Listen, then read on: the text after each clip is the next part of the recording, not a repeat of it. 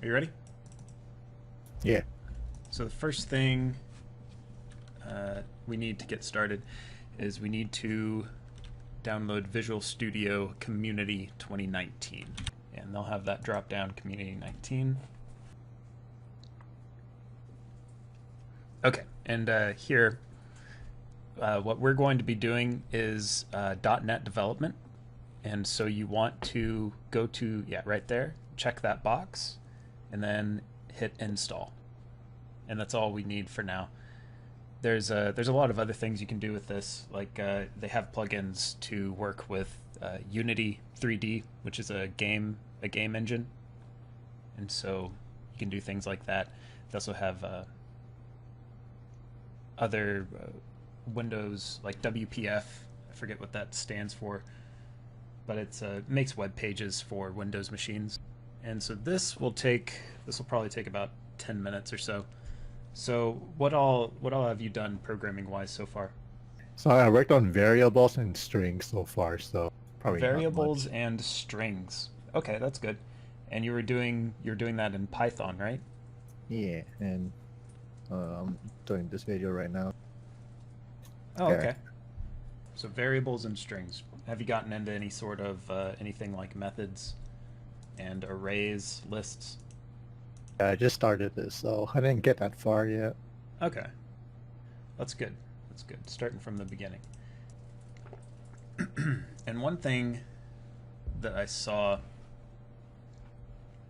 near Toronto, or Vancouver, sorry, you're not in Toronto, is they had some coding boot camps, which looked like they might be promising. And so I think one of the goals might be to get familiar with coding and doing front end or full stack development, which means making a database, getting used to SQL, C# code, .NET framework, and then also using React to create a web page, just a website. Okay.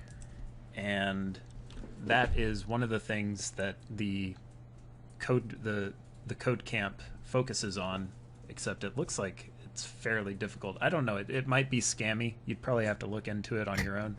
Okay. But they say that they help with job placement, which I think is probably one of the most useful things. So if you Right. can complete it and have them help you with getting a job, I think that's one of the good paths forward. Either do that or maybe go to a 4 or 2 year college that does computer science stuff. Okay. As far as getting a job without that, I'm not really sure. I think you'd have to have some really good networking, but it's probably possible. Oh yeah, I checked this out before. Yeah. So they look pretty good. Yeah. Kind of pricey, if I remember correctly. I think it was about 11,000 for their full boot camp. All right, so it's finishing up, coming up now.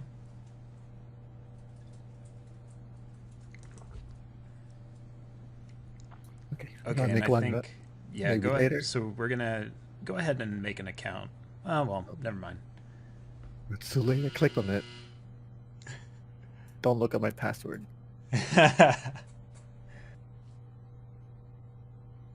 What do I put for this? Just general or? Yeah, general will be fine, and you can pick whatever theme you'd like.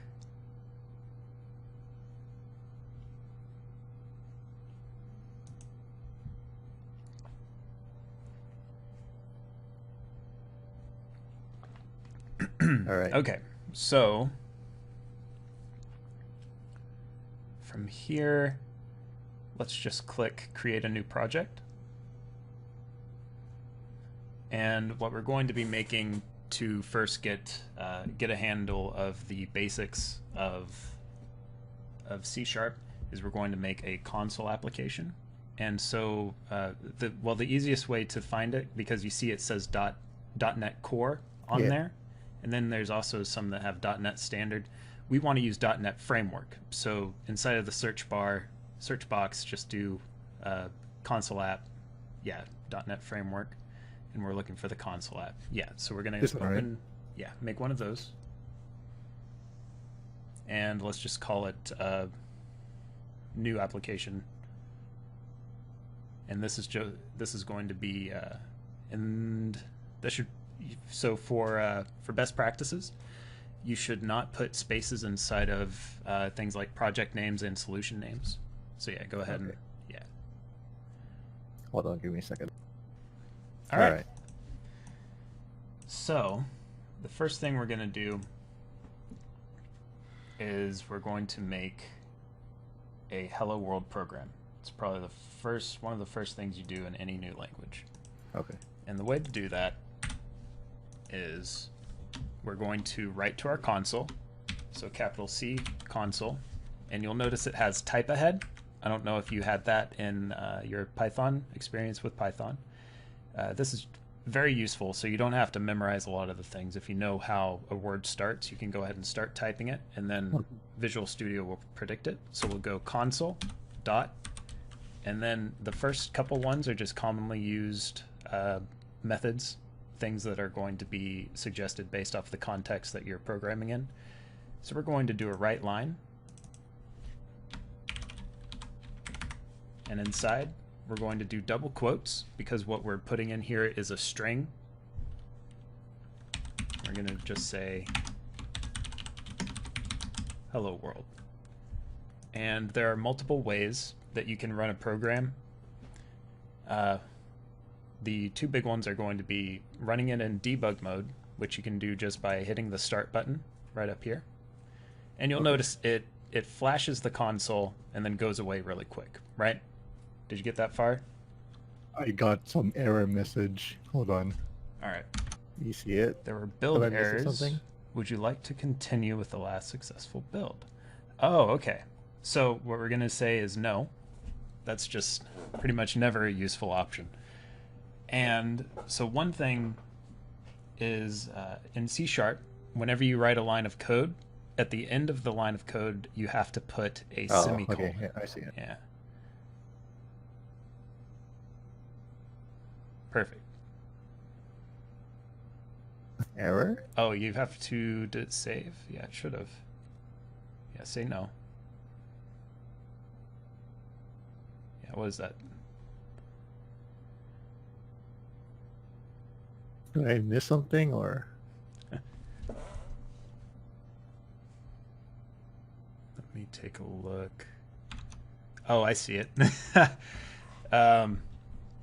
Let's see, can you double click that error message? Okay, and see where it put your cursor on the screen? Oh, and can you do something for me? Hold the control button and then zoom on your scroll wheel just a little bit. Perfect. Okay, so do you see where it put your cursor after clicking on that error message? No.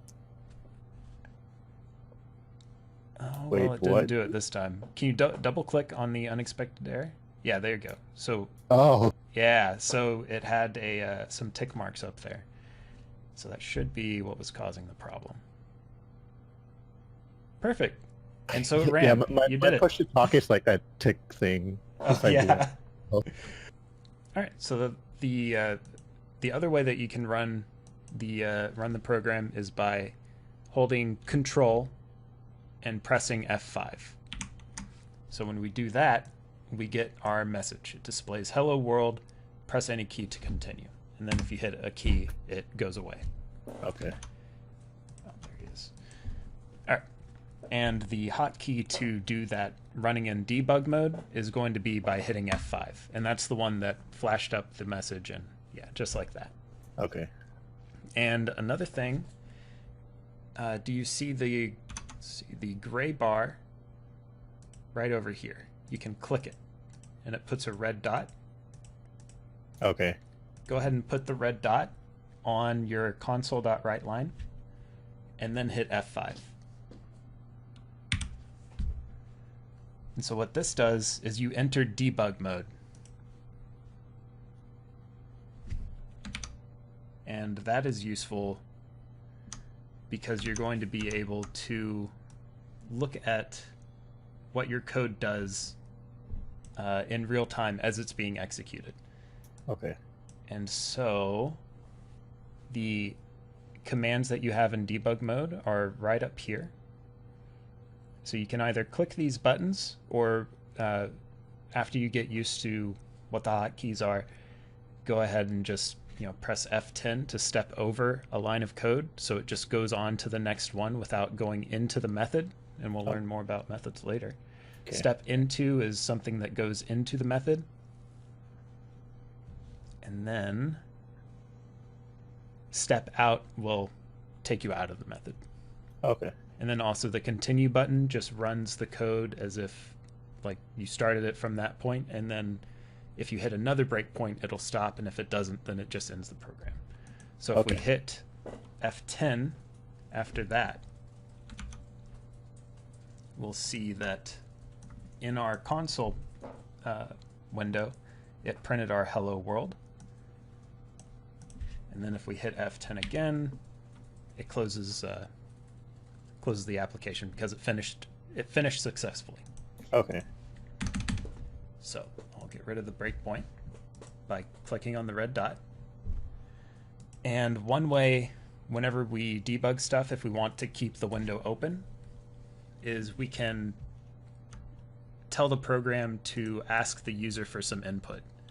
And the way that we're going to do that is we're going to use the console again, but instead of write line, we're going to do read line.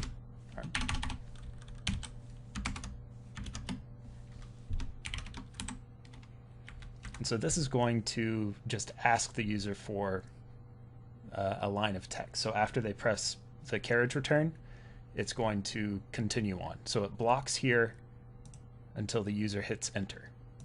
And then the result, if you hover over the read line method, you can see that the first word in blue is string. That is what the method returns. So it's going to return a string value, which is text like this. Okay. And over write line, you see that it says void. That means it doesn't return anything. It just executes. So if it were, yeah. Okay. All right. And so let's put these into variables. So unlike Python, this C# is strongly typed, which means you have to tell the variable what type it's going to be, and then that variable can only have that type inside of it. So we're going to declare a string.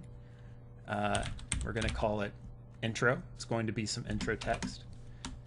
We're going to set it to the value hello. And we're going to end our statement with the semicolon. Then we're going to make another string. We're going to call it intro2. We're going to set it equal to world. And we're going to put a space right there. And now, whenever we display it, we want to display it using our variables. And so we're going to say intro plus intro2. And this is called string concatenation. So it's just putting two strings together to form one string.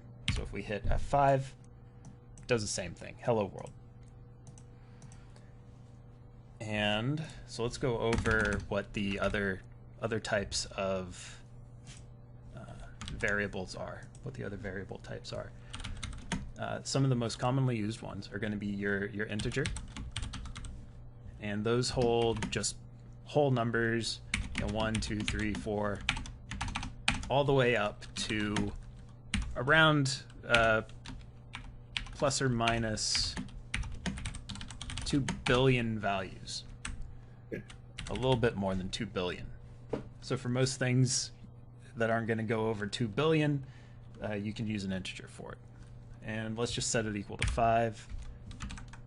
And we're going to end...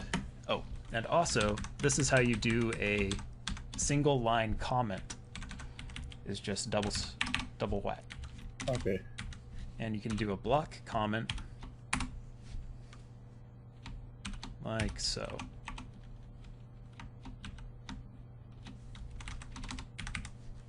So anything inside of here is a comment.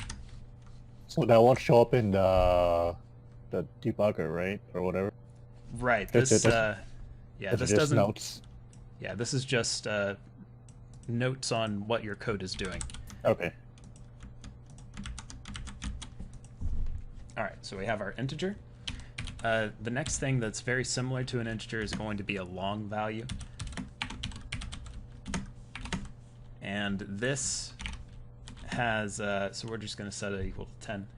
This has a default value of, I have it written down here, it's around 9.22 times 10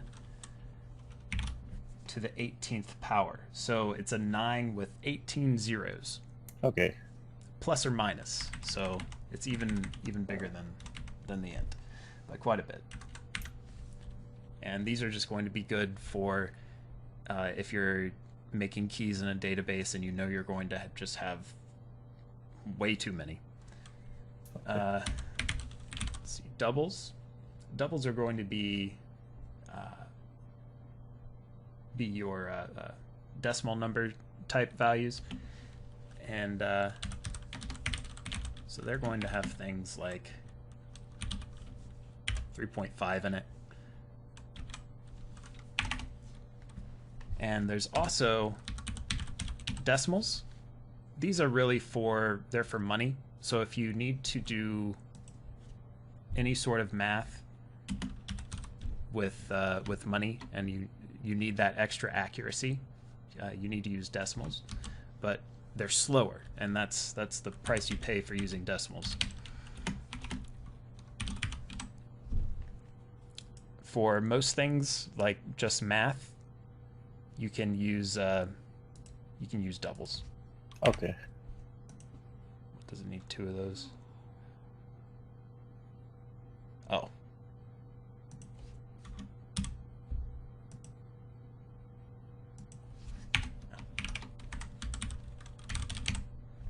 So we're going to have to cast this to a decimal value because it wants it to be a double. By default in C#, whenever you do a point value, it's just going to call it a double. So we have to cast it by doing this into a decimal. And next we have string, like we already went over.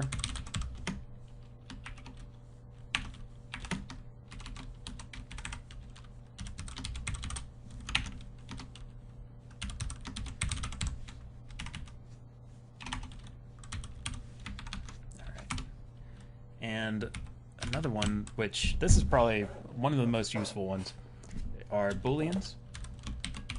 And this, so zeros and ones, it runs the computer, right?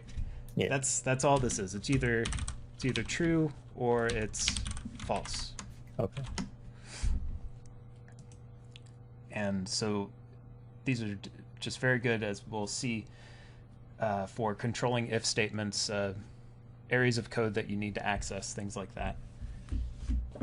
All right, so these are the basic variables that you need to know to get started. Okay, so let's go on to user input. So we have the console.readLine right here, right? Yeah. So what we're going to do is we're going to put that into a value, and we're just going to mirror back whatever the user gave to us. So we're going to say, we're going to make sure it's a string, because that's what by default gets returned by readLine. And we're just going to call it user string equals console.readLine. Perfect. And now, in order to display it back to the user, we're going to do another console.writeLine. We're going to put our user string back in it. And then, just to pretty up our output and tell the user that this is what they inputted, we're going to say your input was this. All right. And if we execute that, we see that it's waiting for us to put some input in. We're going to type something in there. And then it Hold on, prints it back wait, out. I'm getting error messages right now. All right. All right, so double click that one. Oh, okay. So that one is, you have a, so it wants a semicolon, so it's telling you that it thinks that the line of code should have ended there. And that's because the compiler doesn't know what to do. So you have a plus, and what it was needing is the equal sign. That's what you use for assignments, is equal. Oh, so this should be equal? Oh, Yeah. Okay. So you have so the formula for this, because the computer, all the computer knows is that you're giving it a set of instructions, right? Yeah. So the first thing it looks for in this scenario is going to be the variable type. So we were putting down ints, longs, double, decimal, so string. So it found string, and then it says, okay, the next thing I need from you is going to be the variable name. Okay. So whatever the next set of text is going to be the name, and then it expects there to be either an end of line, which is going to be your semicolon, or the assignment operator, which is the equal sign. Okay. And then if there's the assignment operator, it says what's the new value. So that is the basics of compiler. All right. So did that? Yeah, it looks like it's good. Yep. All right, so put something in there and hit enter. So that was your input. Hey guys, that's the end of the lesson. I post videos every Tuesday, so if you want to see more, like and subscribe, and I'll see you next week.